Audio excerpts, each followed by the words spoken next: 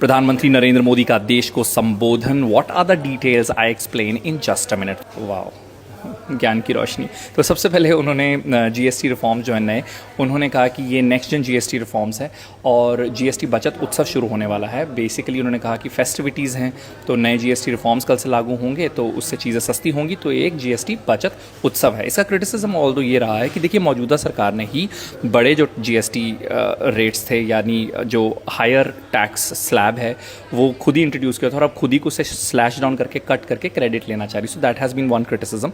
Then उन्होंने कहा कि मिडिल क्लास को तो ऑलरेडी एक तोहफा मिल चुका है जहाँ पर 12 लाख रुपए तक की सालाना इनकम पर कोई टैक्स नहीं लग रहा है। So that is one concession that has already been given. Then he talked about swadeshi. He said कि लोकल खरीदें। In his words he said हर घर को स्वदेशी से सजाएं।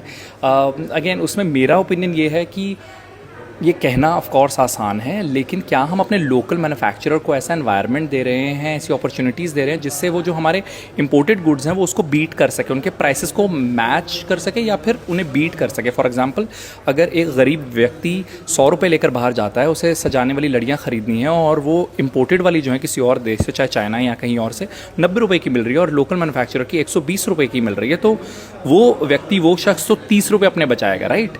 तो उसकी प्रायोरिटी वो रहने वाली है। So this is where it is important that कि मैन्युफैक्चरर्स भी एनेबल्ड हों।